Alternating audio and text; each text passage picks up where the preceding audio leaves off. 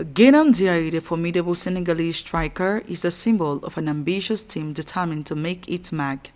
From the first match of the Women's African Cup of Nations in Morocco, Nguenar Ndiaye made her mark. Against DR Congo, she participated in the 4-0 goal festival by scoring a brace in the 13th and 40th minute. She immediately demonstrated her sense of positioning and clinical finishing. But it was during the second match against Zambia that Nguenar Ndiaye truly dazzled the tournament with her talent. She scored both Senegalese goals in the match, which they lost 3-2 to the Copper Queens.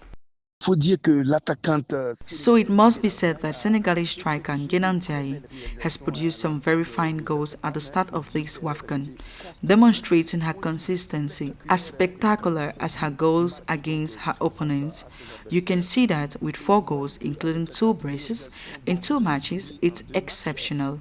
Her statistics position her alongside her Moroccan rival, Ghislaine Chebak. Nguenar Ndiaye alone has scored 4 of Senegal's 6 goals in this Women's African Cup of Nations. The striker from Borges France, with 17 goals in 11 matches, is more than just a goal scorer. She is a major force.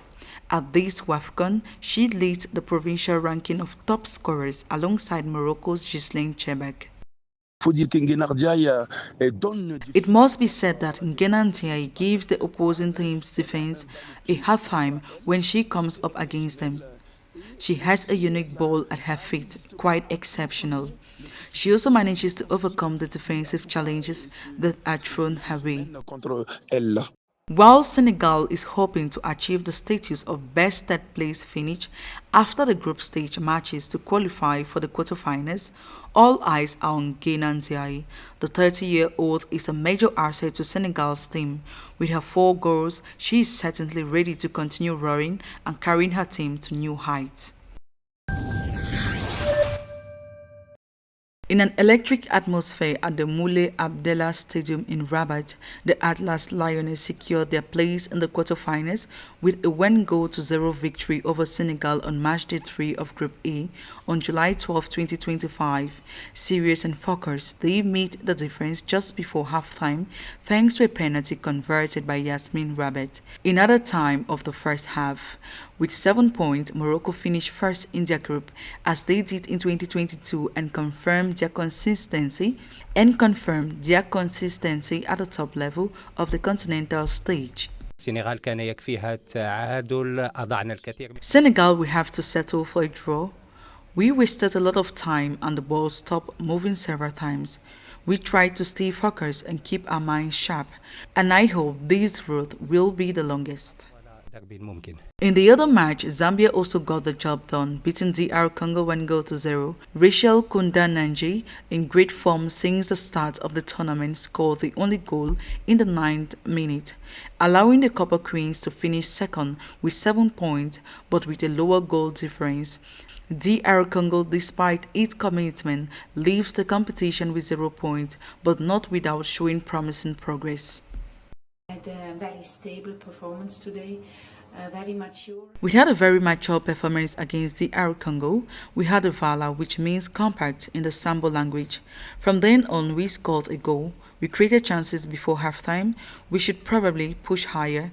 In the second half, we tried to add another card, step by step, without losing our stability, because we knew Morocco was leading on the other side. We are now second in the group, and I'm looking forward to the quarterfinals. Group second now, and looking forward to the quarterfinals. Senegal, with 3 points, finished third and still has a slim hope of qualifying as the best third-place team. Their fate now depends on the results in Group B and C. This Group A confirmed the rise of its 2 leaders, Morocco and Zambia, driven by the stars and strong team dynamics. The final word now rests with the calculations and the upcoming confrontations. Group C of the 2025 Women's African Cup of Nations WAFCON is heading into an early final on July 14 with a high-stake duel between defending champion South Africa and rising outsider Mali. Both teams have 4 points after 2 rounds, and the winner of this match will secure first place in the group or even a more favorable standings for the quarterfinals. I think it's too early. We are not thinking too much about defending our title.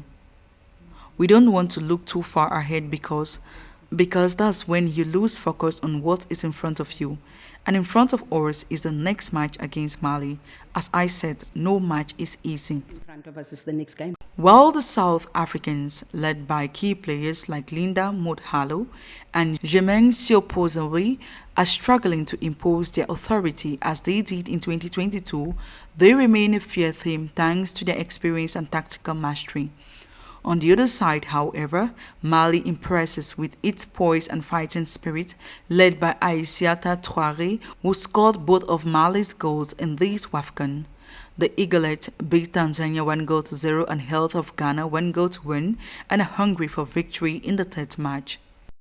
Tactics and technique count. But at some point, you have to speak to the player's heart. We represent Mali. It's unacceptable to leave the field and leave the Malians sad. We want to make them proud. That's our only goal. This clash is much more than just a group match. It could redefine the African hierarchy. South Africa is playing for its reputation. Mali is playing for its place in the big league. Whatever the outcome, this duel promises intensity, talent, and tension right up to the last minute.